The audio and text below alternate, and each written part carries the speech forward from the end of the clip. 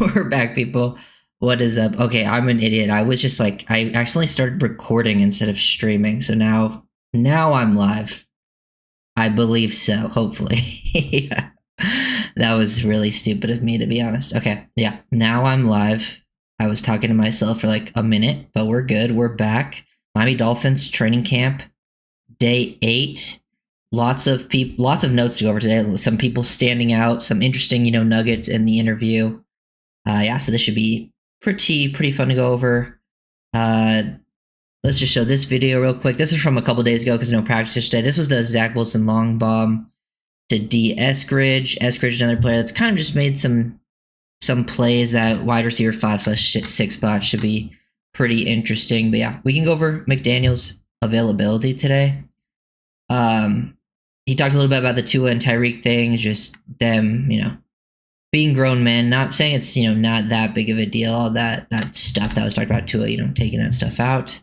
Talked about Zach Sealer. Sealer had another strong day. I feel like he's someone that definitely deserves that sort of extension. He's one of the players who's truly earned it on the team. McDaniel said he felt Ollie Gordon introduced himself to the team in the last padded practice. I also think that continued into today. The running backs had another strong day. A lot of the rookies actually performed pretty well in the recent times, but also in this specific practice on day 8. So nice to see Ollie Gordon kind of continuing that. The whole running back room seems to be performing. Definitely one to keep an eye on once the live action comes. I think a lot of those guys will have success if the run blocking is better. And then if it's not better, then they'll, find their struggles. But that's sort of just a thing that will kind of continue.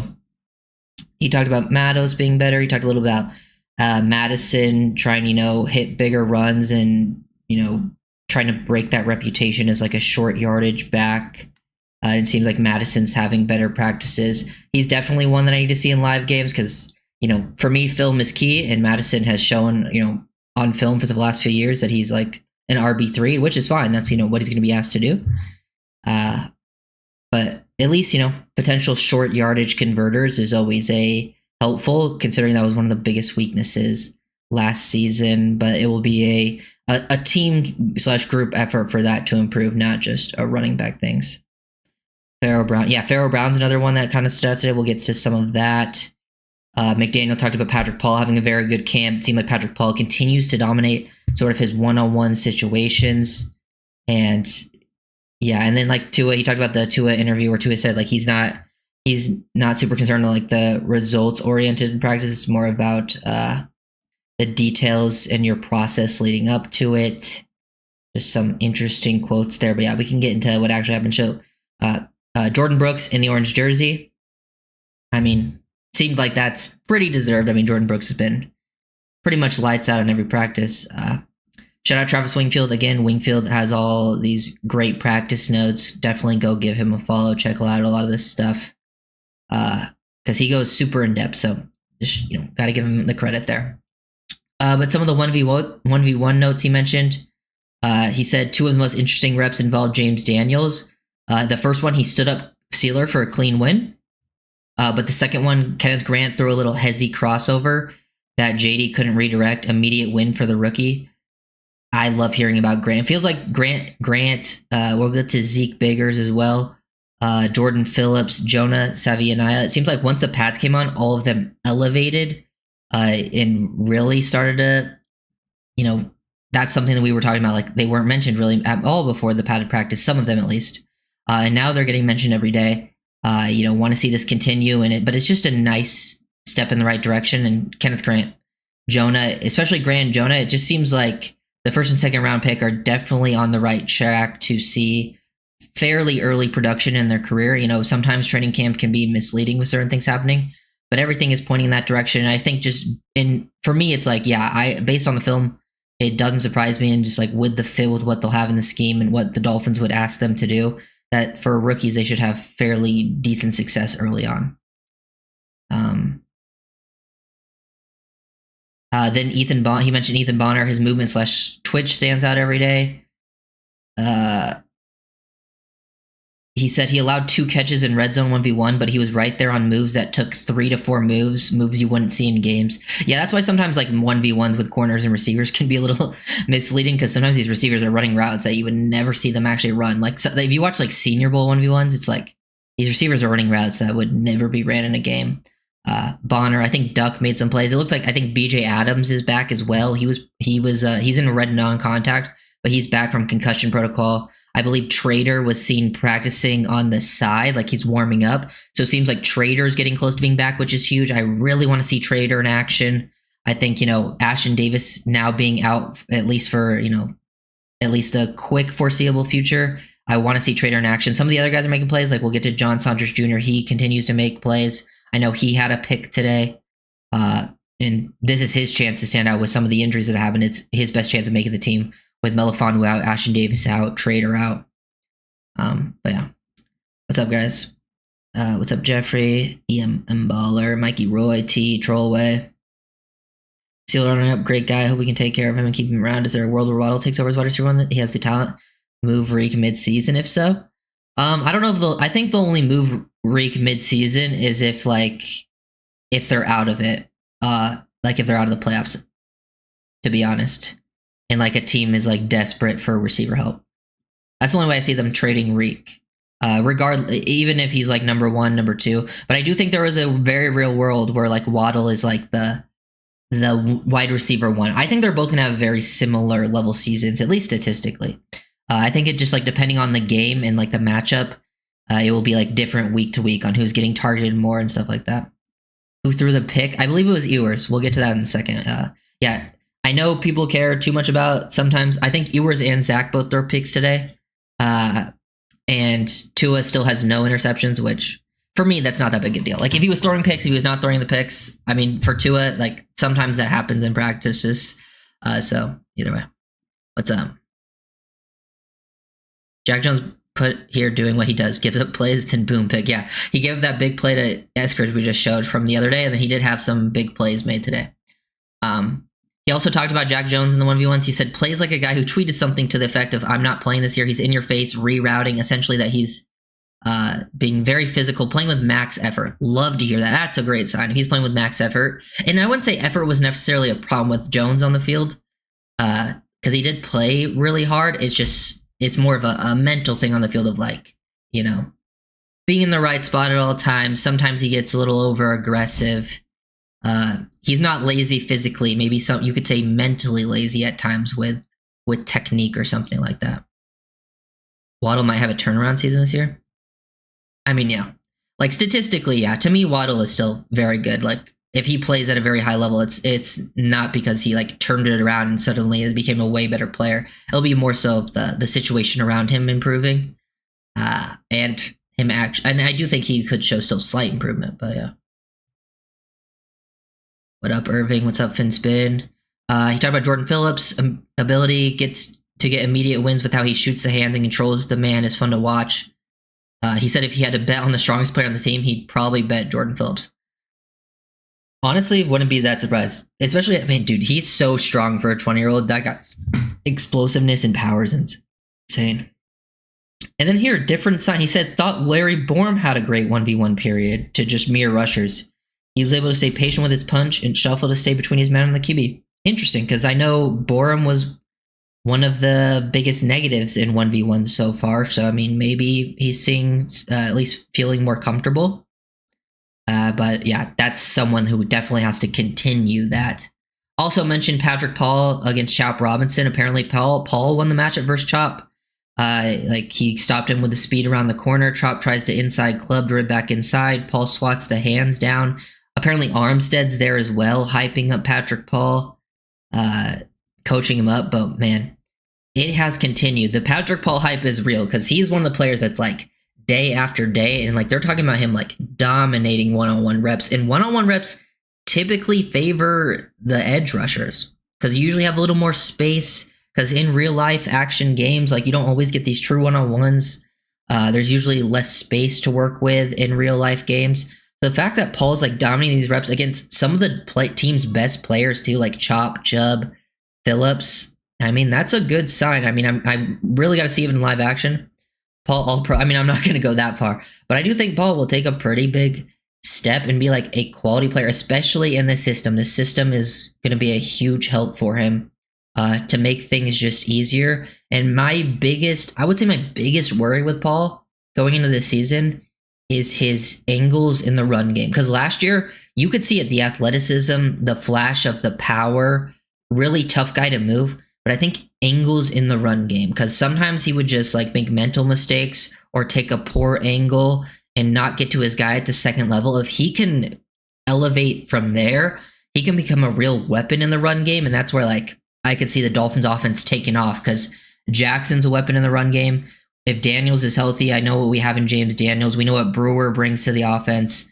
Then it just comes down to kind of like how quickly Jonah gets up to speed. And it seems like Jonah is, feeling pretty comfortable early on. And now it's like, hey, if Paul takes that next step, that's huge for the offense. To me, the whole offense, and honestly, the whole team very much relies on the offensive line run blocking this year, and obviously your quarterback staying healthy. That's kind of like, I think if that's where you go down, that's where I would be like, oh, this thing could fall apart quick. But yeah. That continues. He says, okay, so now we're into some of the team play. He said, first play of team is a cool play that gets Alec free up the sideline with Jalen Phillips in coverage. Ball is there, but Alec couldn't make the catch. 2 runs score a win for the O, then the D. Jordan Brooks beats the block on an H-N run, stuffs the play at the line of scrimmage. Jordan Brooks always making plays, pretty normal stuff. But then H-N gets blocks from Paul and Savianaya to win the corner and gets to the second level. Brooks tried to backdoor it, but Jonah caught him. I can definitely picture that. I love like how he explained it, because I can definitely picture it. That's something Brooks always tries to do. Sometimes he does try to hit that backdoor, feel that space, but nice to see Jonah potentially redirecting, at least getting a hand on him, so then Achane can work to the outside, hit that potential B or C gap to get around the edge there, win the corner. Paul and Jonah finding some success earlier in practice. I think that's going to be a fun duo to watch, because there's a lots of not only athleticism, but those guys are big boys. Then we get some other running back love, Madison and Ollie Gordon. It seemed like they had some nice runs where Ollie Gordon showed some nice patience. Good job finding the backside lane and getting downhill for multiple yards. Then he talked about Madison picking up some nice gains. And also he mentioned on those gains from Madison, there was a nice block from Farrell Brown and the other one from Larry Borum. That's, I think, a big part of that too, because the tight end blocking is going to be huge going into this season. If Farrell Brown can bring some success, and he is known for being a blocker, that will be at least a consistency level. I do think Farrell Brown is a better blocker than what Smythe was. I don't think he's like an elite blocker or anything, but I do think he can give you like decent enough play combined with potential improved O-line that like it might be good enough. And then nice to hear Borum making some plays as a run blocker. That's what you want to see if he ever ends up playing like as a depth guy, especially because he's a guy that will play guard or tackle for you. That you want to see him at least making, if he comes in the game, you want to see him at least making some effective run blocks, because then the offense could still stay in stride. Because I look at the O-line, I think the O-line is the starting 5 is actually pretty solid. I think if they lose one, like I think if they have 4 of their 5 starters, they can still be good enough for the most part, like still get the job done. I think once you get past that, that's when the O-line would, I think, take a big hit. Like if you only have like 3 of 5 starting in games or 2 of 5, then man, it's going to be, that's when the offense really going to start to see its struggles. Big Zeke Biggers mentioned, he says Biggers has been consistently disruptive. He shoots across Brunskill's face to make the back bubble in the backfield. It seems like he's like, I didn't think Zeke got mentioned at all early on in practice, but since the pads came on, he feels like he's gotten a mention every single day. So nice to hear that from the 7th rounder. He's someone who's fighting for a potential spot, and he's at least giving himself a chance there. Kenneth Grant mentions? Yeah, there will be Kenneth Grant mentions. Is it true Jalen Wright is a little bit under expectations right now? Personally, I've seen good mentions, some bad mentions. I mean, I'm not too worried about it either way. I think running back's just one of the positions that I really don't value the training camp reps that much. I think, these are non-tackling practices. and players feel extra comfortable at the running back position, I really want to see them in live action. That's where things are going to get shown off. And to me, the only way I think Jalen Wright kind of struggles is if they're not run blocking well. But if they're run blocking well, I think all of the running backs will find success. Jonah is going to be a penalty machine. Why do you say that? I don't really have that concern. Sure, he'll get some penalties, but who you think going to be the clear backup to HN? It's Jalen Wright. What's up with Malik Washington? Yeah, I haven't seen him mentioned in a couple practices, but he's another player I'm not worried about. It's not like he was ever a crazy practice player anyways. I think he's more just of a game player. Like, he'll make some practice plays here and there, but he was always known for being more of a game player. He's still going to be your receiver 3/4. And special teams solid returner for you. Apparently Bradley Chubb had a defensive touchdown. Chop got into the backfield quickly, and then there was a disrupted snap.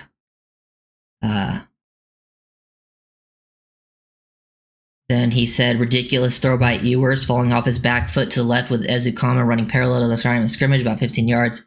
Ewers drops the arm angle and whips it like a shortstop on the money. That is something I think Ewers does a good job of, is the arm angle stuff. He can definitely mix up arm angles. Terrell Dodson beats the block of Julian Hill to wipe out a now throw behind the line of scrimmage. Dodson getting involved there. I haven't seen too much mention of Dodson. Here's again a Kenneth Grant mention from Travis. With a rep of pure power, resets the line of scrimmage, holding the block, and then he allows Jordan Brooks to scrape off him for the stuff on HN. Just Grant getting mentions every day, and it's not just power, it's also the athleticism, and it's one-on-ones, it's team drills, it's kind of all of the above. For fantasy purposes, should I draft Waddle or Week? I kind of like Waddle more, especially based on his like where he's being drafted, because Waddle's being drafted like rounds later. We didn't hear from Malik last year. Yeah, there's certain players like I'm just not worried about if I hear about them in practice or not, because I already kind of know what to expect, and Malik's one of them. Like, I already have a pretty solid expectations of him, and some players are just not practice players. They're more game players, and there's some players who are just practice players. That's why it's like some of these people that are performing, they might not perform in game. Maybe they've always been good. Like, that's why like Madison, I'm not super buying into the hype like maybe some people are, because like I've seen Madison play for years, and like he's okay. He's not bad, but he was never very good. And now he's having like really strong practices. So, maybe I'm going to keep more of a close eye on him, but I'm not going to completely change my tune because of, like 5 training camp practices. He had 4 straight years of averaging under 4 yards per carry. I think the film backs that up. I do think he can still bring a value to the team, but I look at Madison more as like a Jeff Wilson type, where like there will be a few games this season where he makes like a couple impact plays. He'll maybe convert some short yardages, but for the most part, like he's not going to be like a huge consistent threat for the team. He's going to be like a solid role player for you, which is totally fine, especially for what you brought him in for. But yeah, that's kind of just how I view it right now. Let's see. Back-to-back touchdowns for the Tua-led offense in low red zone. Austin Jackson and James Daniels drive the defense off the football as Wright plows in behind them for a touchdown from 5 yards out. Smart run by Wright. Impressive surge by big fellas. I feel like that's where Wright's been getting his mentioned, is down in the red zone. He's scored a couple low red zone touchdowns, so that's at least a positive for Wright over these last few practices, because I know there was one in the last one, and Wright could be a potential red zone.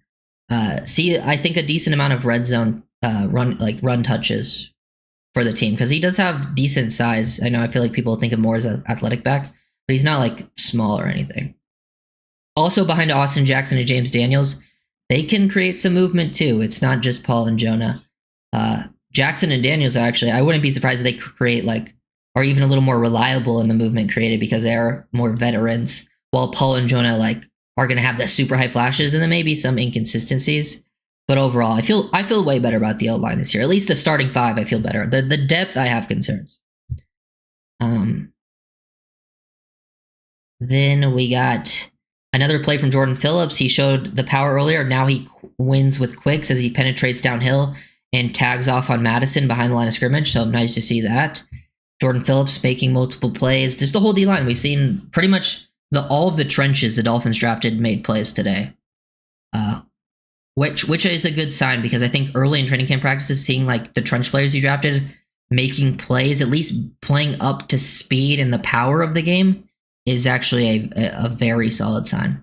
Then we get to, I mentioned earlier, John Saunders Jr. picks off Quinn Ewers on a play that was already probably a sack, but Ewers extended, moved to his left, tried a contested ball to a wide receiver / tight end, didn't see who, he said. But Sanders reads the eyes and makes a catch going to the ground. This was after a nice Ewers throw to Theo Weiss for a touchdown on a BJ Adams on the end line. So Ewers threw a touchdown to Theo Weiss. John Saunders, the next play, gets the interception. He's someone who's standing out. I know he won a one-on-one that was mentioned against Julian Hill. That's not really a surprise. Honestly, if there's anyone on the team that I think I could cover, it's Julian Hill. And I'm kind of joking, but like, honestly, I might have a chance of covering him. But yeah, he picks off Quinn Ewers. John Saunders Jr. He was a very like highly productive player in college. He's someone that I probably thought should have been drafted as well. He was someone that like was one of my favorite UDFAs just based on film, but I think in the room that he was in, he had a tough chance of making the team. But with all the safety injuries, I think that really raises his chance. So John Saunders Jr. is making plays every day, it seems like. Some pass deflections, now getting the pick. And with all the safety injuries, he's someone to keep an eye on, I think, going into the preseason, because preseason is going to be huge for guys like him. McMorris again. McMorris really stood out in the preseason last year. Trader should probably be ready for the preseason. That will be huge for him because he hasn't practiced at all.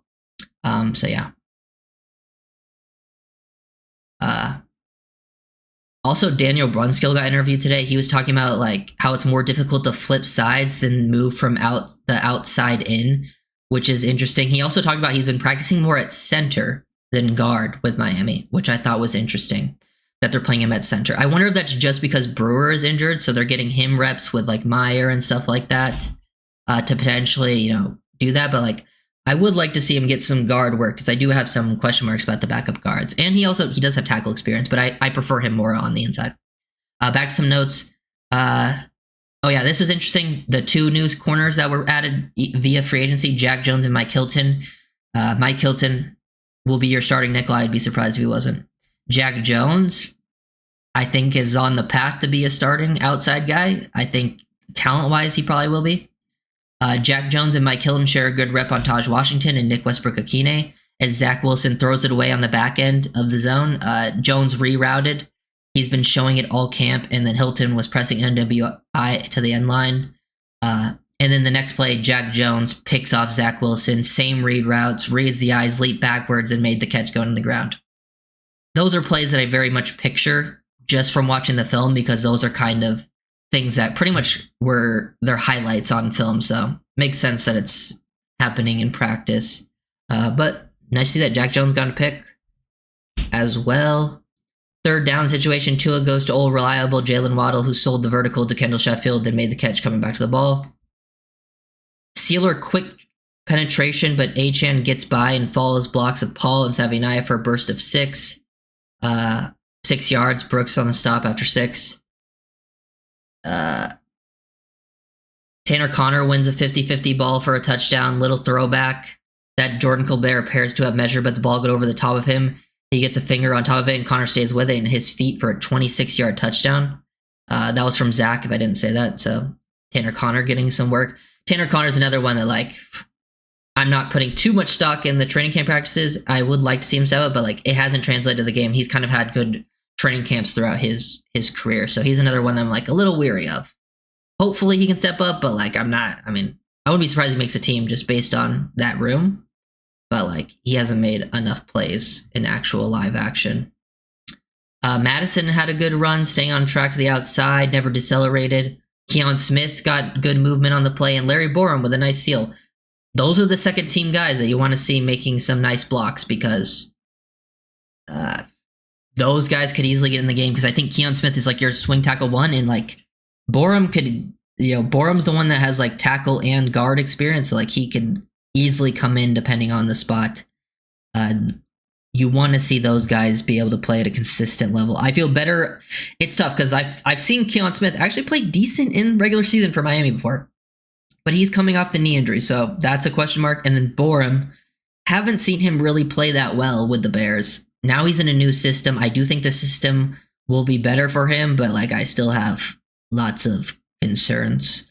Definitely got to see that in the game from Larry. But it seemed like this was his best practice because Travis talked about him winning a lot of his one-on-ones, and like he hadn't won those earlier in training camp when the pads came on, but he improved in that. And then now that's like his second mention on a positive big run. I think one was I think both were Madison actually. The other one, Ollie Gordon, they didn't mention the blockers. Tua throws the ball to the back corner to Ingold with Phillips in coverage. Why is Jalen Phillips guarding Ingold multiple times now? Ball disappeared behind a tent. The offensive line all put their hands up, but Phillips comes over doing the strap motion. Ball looked really good, but Ingold couldn't make the catch. That's like the same play as earlier. Ingold couldn't make the catch. Achane scores from 10 yards out untouched on a pop pass from Tua. Just next level speed. I mean, yeah, nothing too much to go there. I mean, we know what to expect from Achane, especially on those types of plays. Jalen Phillips goes speed to power to take Austin Jackson back for the sack on Tua. Love seeing Phillips out there, man. Like, if he's out there and being able to create sacks and like is still winning and like coming off the Achilles or coming off the knee, and then the prior year had the Achilles, like, man, if Jalen Phillips is like near 100%, that's huge for the defense. A rotation of Chubb, Phillips, and Chop all healthy is a disgusting trio. And Phillips was one of the best players on the Miami Dolphins defense before his injury. And he is easily one of the players I'm rooting for the most on this team because he just seems like a guy that deserves it. And he's very talented and has been quite unlucky, especially in the last couple of years.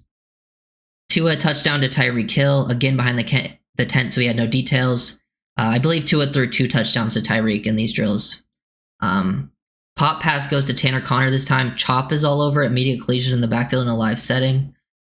Chop making plays there. Daniel Brunskill and Braden Daniels open a hole. Pharaoh Brown climbs the second level and Gordon hits it with conviction for a walk-in touchdown of 7 yards. Yeah, so Ollie Gordon coming on today. Nice to see Pharaoh Brown getting mentioned again on a positive run play. It does seem like a lot of these are coming with second team / third team, so that is something you want to see, do it with the first team.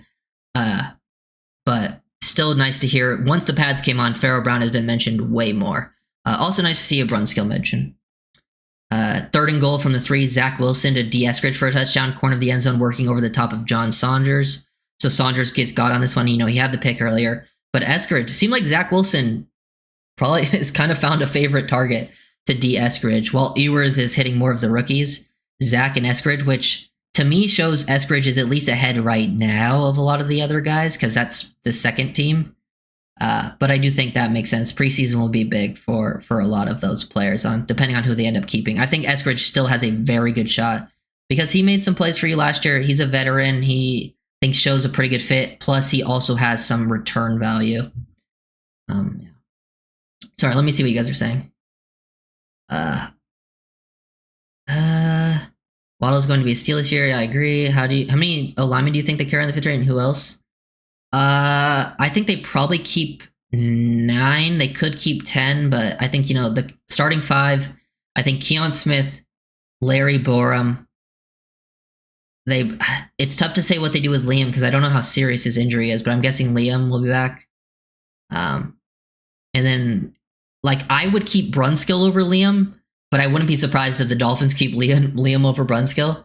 And then the other one will be either Brunskill or Andrew Meyer, because Brunskill can at least play center. But I would probably, I feel like I like Andrew Meyer's backup center, but he doesn't really have versatility to play anywhere else, while Brunskill can play multiple spots.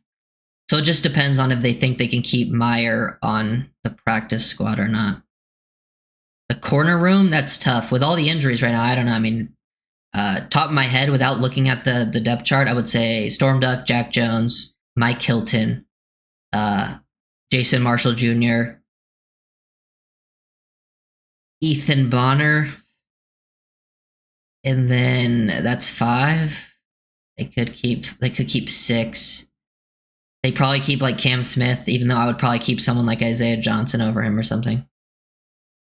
But yeah. We should sign Zach Moss. He'll be our second RB and help us on short yardage. I don't think Zach Moss is a good scheme fit. I don't think he's not a bad player, but I don't know if he's a great scheme fit. What are your concerns about the O-line depth? I do think the O-line depth improves if they keep Brunskill. But I do have there is question marks at tackle. Like Keon Smith is coming off a major injury and also hasn't played a ton of regular snaps. Larry Borum was never good in Chicago. I do think he improves in Miami just due to the scheme being better for him. But I do think he's better suited for guard. And even then it's like, and we saw, we know what we have in Liam as a depth piece. I think Liam as depth is definitely better than as a starter, but if they have to play like real snaps, I think that's where the O-line can fall apart. The starting group is just way better than the backups. Keon, I think, is the sixth lineman. Yeah, he's the sixth lineman in terms of he's your swing tackle. So he's like 6/7 because I would say whoever your backup guard is would go in at guard before him. Who's our back for our first preseason game, you think? I mean, they'll all play except probably Achan. Yeah. You'll probably see Wright and Madison early, and then Ollie Gordon will probably get like a lot of second half touches. Achan being the best player on the team should be a hot take.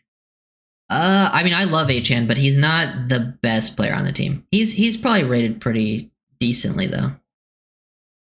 Who would you rather play, Borum or Eichenberg? Oof.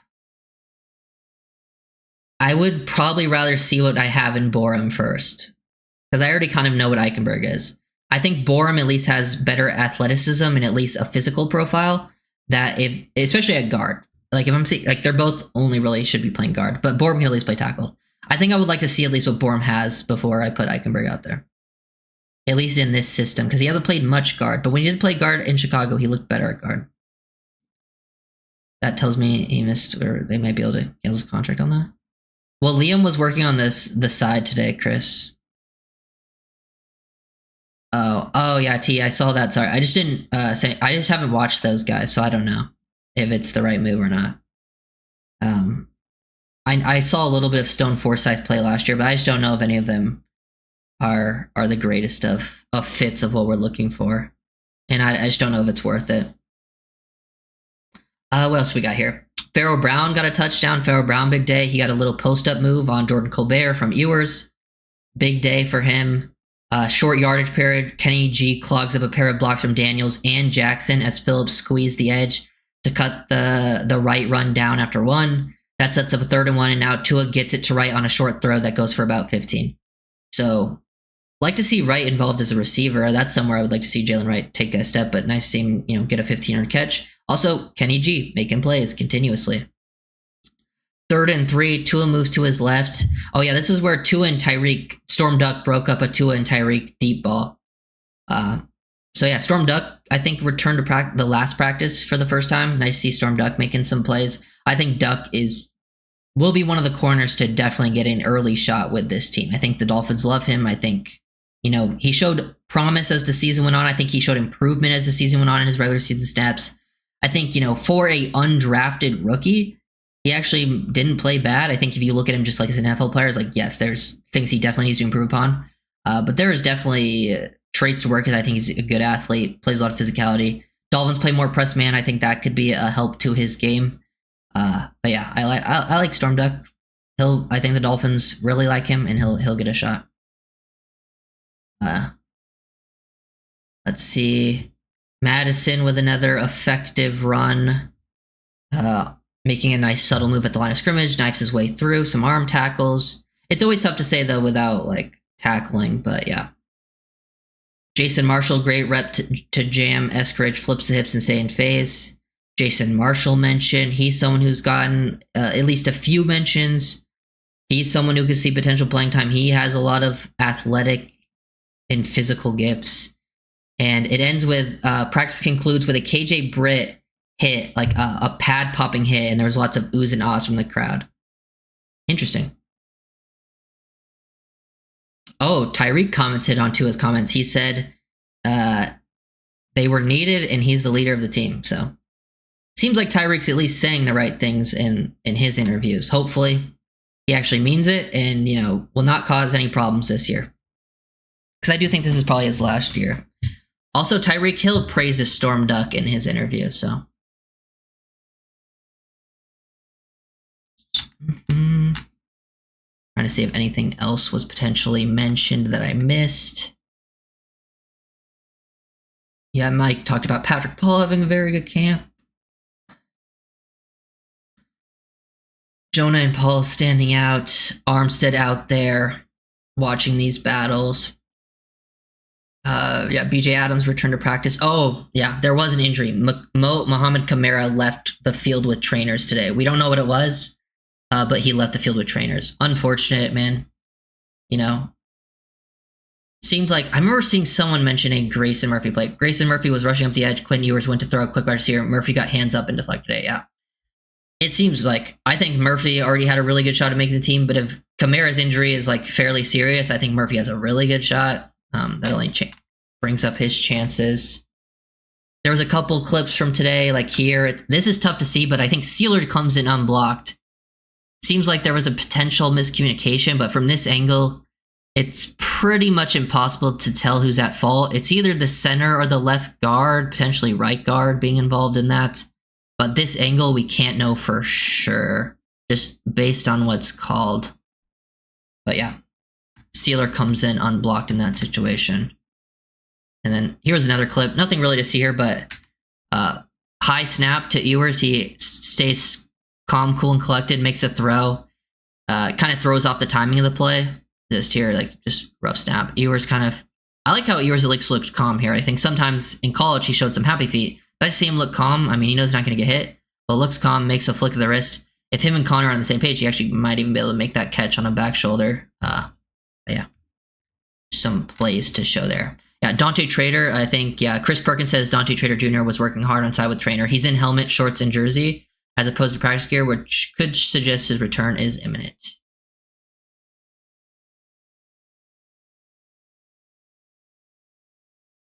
Stone's PFF grade is 43, so please stop it.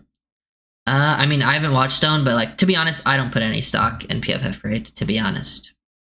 PFF means literally nothing to me. I mean, they could be right. I have no idea, but PFF means nothing to me. But I understand why people look at it. But like, I watch the film, so I usually just go for my own opinion. I think PFF just has weird grading systems. Like, I remember when they graded Jordan Brooks as like a really bad coverage linebacker and like not that highly overall, but they're like, the way they grade coverage makes no sense. Do you think McDaniel's on the hot seat this year? Yeah, he's on the hot seat. Just depends on how this thing plays out. If Liam isn't on the team, he probably will be, but I would be totally down if they wanted to go in a different direction. I just don't know if his contract they can cut him. I forget what his guarantee is. I think they said Mo was getting an IV. Okay. Yeah, I just didn't see that anywhere. Maybe. I actually think is a good fit. That's strong. I actually think Zach Moss is a good fit. Well, yeah, I understand what you're saying, but like Madison and Ollie Gordon are like run between the tackle backs, but like for an outside zone scheme, I think Zach Moss is a pretty poor fit for what the Dolphins like to run schematically. And honestly, I don't know if he would be RB2 in Miami. I think the Dolphins really want to get Jalen Wright the ball a lot. And I think they have guys that they feel comfortable with it, at least being like short yardage backs.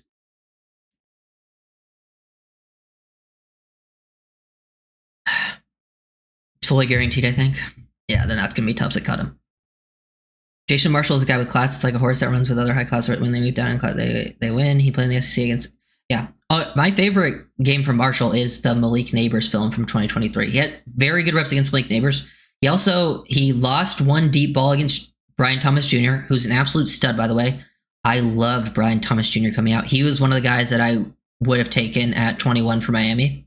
I'm totally fine that they didn't because I do love Chop, but Brian Thomas Jr. also would have been a great pick. But then he did bounce back after that play and did have a good rep against Brian Thomas Jr. on a fade into the end zone. So that was a pretty solid game for him. To really only have like one true loss versus Neighbors and Thomas Jr., like an actual loss, like especially in like true one, like they were press man, one-on-one, single high, so like no safety help over the top. Like that's pretty good. How long for Asante Samuel Jr. to get cleared? I mean, we don't know for sure, but they did say like in July was when he was going to start like talking to teams, and that's when like, so, you know, now it's August 1st, so I imagine if he was going to get cleared, it's either happened or it's supposed to happen soon. I don't know. Do you think it's possible we see Duck, Johnson, Bunner all making the team? Probably not all of them. I mean, I wouldn't be surprised if like you have a combination of all of them on the roster in the practice squad, but all three of them actually making the roster, I think that's going to be mostly unlikely. Not impossible, though. You probably see two of them make the team. Yeah. I really like his athletic traits. I think he's super fluid. I think he's got good man-to-man skills. I think my biggest concerns with Marshall is some mental mistakes, especially when he has to like communicate and pass routes off. Whether it's in like a zone match type of situation, or I wish he was more physical of a tackler. That's something I don't love. Would you be down to move for McDaniel? Yeah, if the year goes poorly, yeah. I think it just all depends on how this year goes. I think he's earned. I think to me, McDaniel's earned definitely this season to prove himself. Like at least in comparison to past coaches, like we weren't even making playoffs with past coaches, so I think he's at least earned that. And like I know last year was bad, but the years prior, like he was having like a top offense in the league. He was kind of like reinventing stuff. Last year fell apart partially because of him, but partially things I think out of his control. So I think this is McDaniel's sort of like prove it season. And we'll see how that ends up playing out. I think the Dolphins are one of the toughest teams to predict this season, but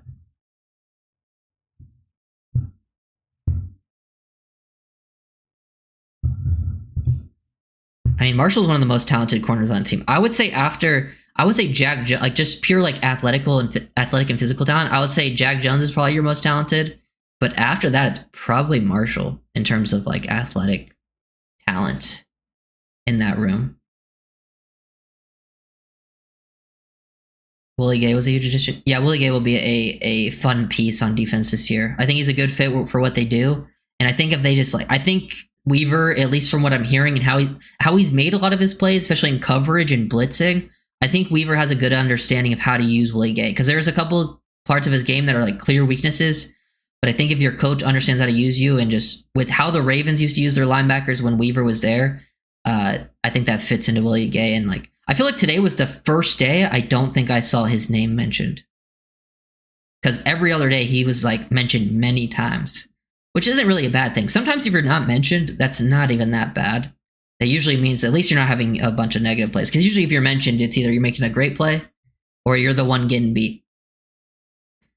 So depending on your position, that probably changes things. I'm very excited for preseason. Last night was like the first, like it was the Hall of Fame game, the Chargers and the Lions. Just seeing clips over the timeline was like, man, I'm ready to see some of these Dolphins guys in action. Because I saw like the Chargers rookie receiver, like Keandre Lambert-Smith was making plays. Isaac T-Slaw from the Lions was making plays. I'm like, damn, I want to see the Dolphins young guys in action.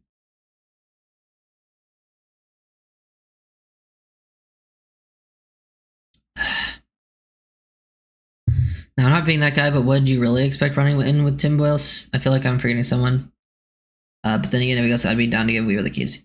Oh yeah, I mean, that's also, to be fair, also your backup QBs, you could also partially blame on McDaniel for those being his options. Like, you know, he has some control over the roster. You could also blame that on potentially Greer. Tough to say for sure, but yeah, there is some unfortunate things that he got unlucky with, but I'm not one of like the people that's like for sure like McDaniel's horrible, and I'm also not one of the like the blind supporters either.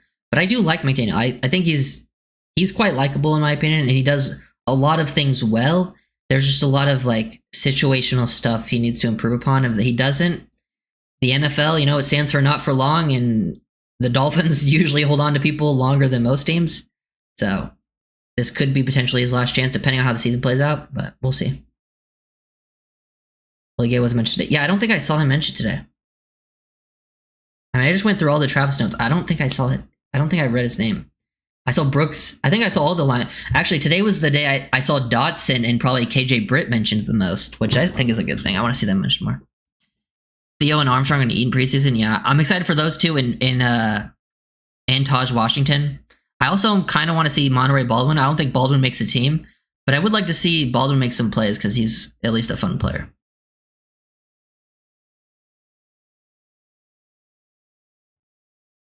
Oh yeah, I love that the Dolphins are down this season. I think it's way more enjoyable than when the Dolphins have like huge expectations from national media and then they have like one bad game and then it's like all of them turn on this. I'm like, I'd rather just have people have low expectations and not care, and then it feels more enjoyable, at least as a fan, to watch in those spots. Who would you want as your head coach next year? I don't know. It's way too early. I don't even know who the options will be yet. I haven't really looked that into it. Eric said he didn't understand offense fully for 3 years, but Slowick and Prince have been helping explaining. What? Why would Tyreek say that, man? That's so funny. I hope Waddle goes crazy. Noon, Sunshine, and O2 are some things Ollie Gordon says his family calls him, but he likes Ollie. Ollie Gordon got interviewed today. What else was happening? Oh, yeah, like Terry McLaurin. If you guys saw that, Terry McLaurin requested a trade yesterday. He's one of my favorite non-Dolphins players in the league, so it'll be interesting to see where he goes. He won't be going to Miami. That would surprise me. We do not have the money for that or the need at that position.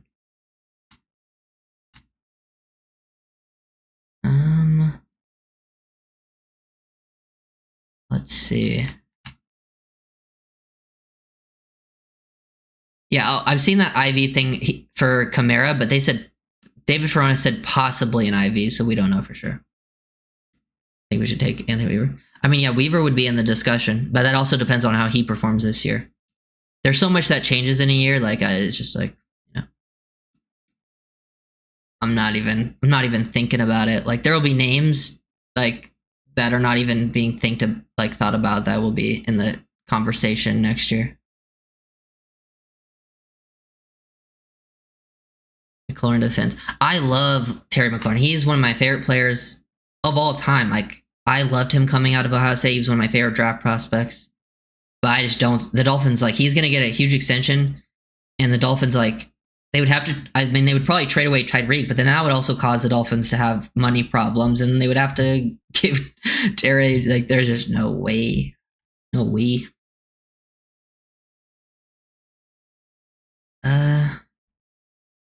Missing on, yeah. Leave a like. Always forget to say that. Yeah. Yeah, I'm not worried. I'm not worried about a new coach. That could be Ryder. That's next year's Ryder's problem potentially.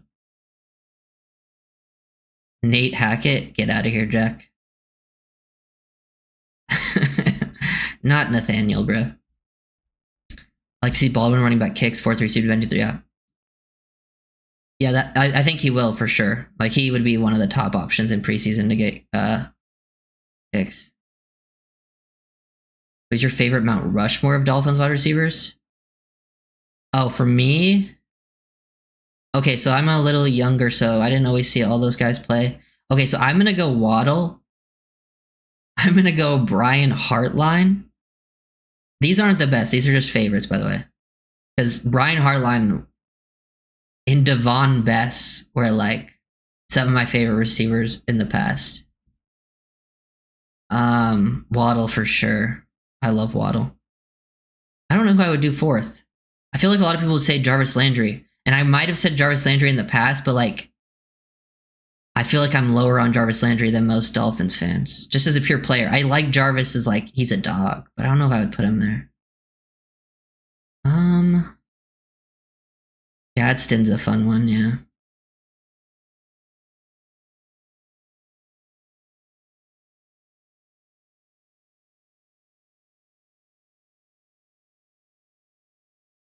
How has Kenneth Grant looked this camp? Yeah, no. So it seems like once the pads came on, Grant has come alive. I know last padded practice, people were like, a lot of them were saying like was Grant's best practice, and then today he had like at least 4 impact plays. He was mentioned quite a lot.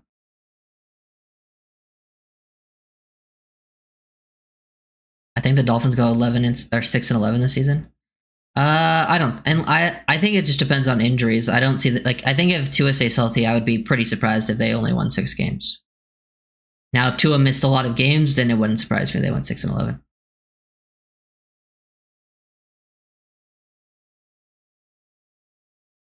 But it's just hard for me to say like, even if I was more negative on the team, which I think I'm probably more, I feel like I have pretty realistic expectations, but I probably lean towards the positive side for sure. I just think like I looked to last year, and the Dolphins season last year felt so bad. It felt like they were awful, and they were awful, and they still won 8 games. So like 6-11 means things would have to fall apart even more. I just don't know if I see that happening. Big KG, always been a dog. Yeah, I love KG.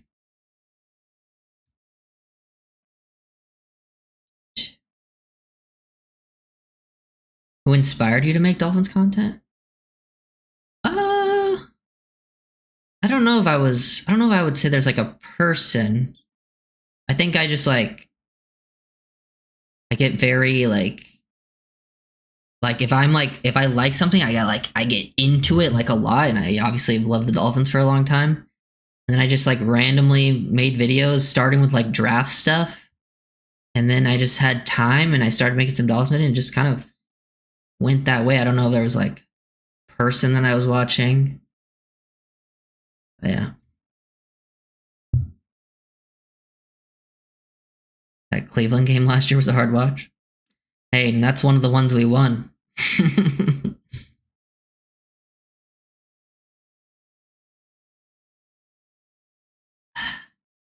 Yeah. But even though the Dolphins' records were like, I feel like the Dolphins were worse than that. But they did have an easy schedule. But I also think this schedule is pretty easy. Yeah. Oh yeah, the Mostert fumble cost us in the Colts and the Bills game. Yeah, that was a rough one. Yeah. Any other questions? Hopefully, you know, I'm excited for this season. I like that the expectations are down. Honestly, like I've seen people I've seen one person who's like a big YouTuber say the Dolphins might be the worst team in the league. I've seen some people project us with 5 wins, 6 wins. I don't mind people thinking that, honestly. Like, if that's how it plays out, that's how it plays out. But like, I think for the most part, it will probably be a little bit better. I think the safest prediction would probably be like middle of the pack, like in that 8, 9, 10 win range. But especially considering schedule. But the Dolphins do have a small margin of error, and I think the season would fall apart with a QB injury, which, you know, we've had trouble with in the past, and an O-line injury, which we've also had troubles with. You see Debo clip? I don't think so. What did he say? Did it just happen? Or?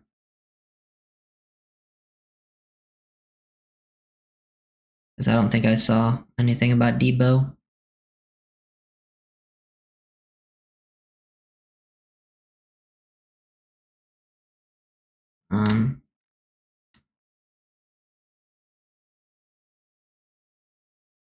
Yeah. Let's see. Okay.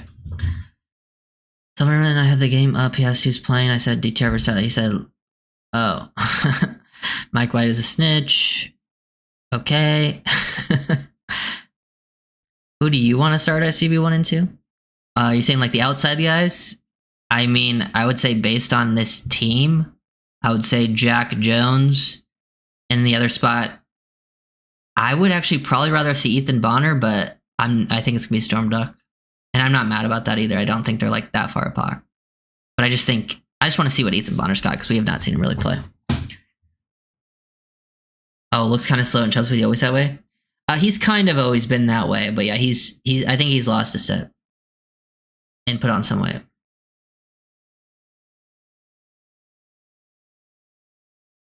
Dolphins could be really bad if we get injured. It could be really good if we stay healthy. Yeah, which is true for a lot of teams, to be honest. But I do think it's probably more true for the Dolphins than anyone because we've seen what happens. I think the Dolphins have the biggest fall off in EPA from starting QB to backup. Who's going to be QB2 to start the year? It'll be Zach. McDaniel isn't on the hot seat just like Greer wasn't last season. You dudes are ridiculous. I mean, it's pretty heavily reported by like almost everyone that he's on the hot seat. I mean, he could get fired, he could not. Like, I want McDaniel to make it. But like, it's not ridiculous to say that he's on the hot seat. Like, come on, man.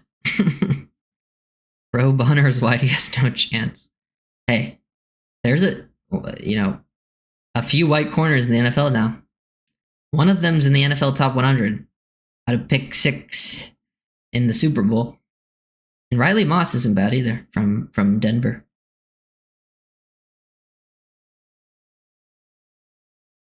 But let's see. Yeah, I think that's pretty much everything from today. Lots of people finding some success. A lot of the younger guys, lots of rookies. Running backs had strong days. Jack Jones had a pick. John Saunders Jr. had a pick. Nice to hear that.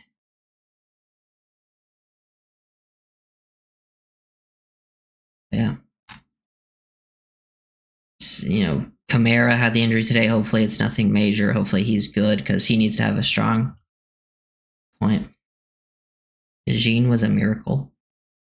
I mean, Bonner's played in regular. Bonner played solid in his rookie season in his limited snaps.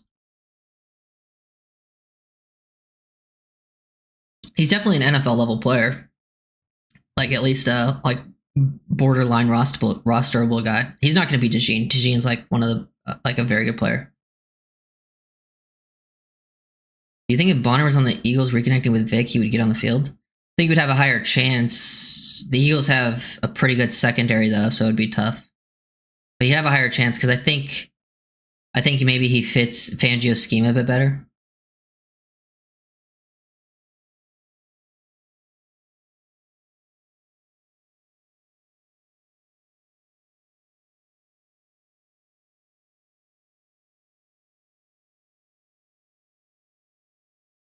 Yeah, I think that'll be it. We got 2 practices the next 2 days, Saturday, Sunday, and then I think there's a couple days off, and then I think there will be joint practices next week. So definitely gonna be streaming tomorrow, day after that. So keep an eye out for that. Thank you guys for watching. I will see you guys next time. Peace. No, Gambito, I would not bring back Xavier Howard. It's not for me. Okay, gotta go, guys.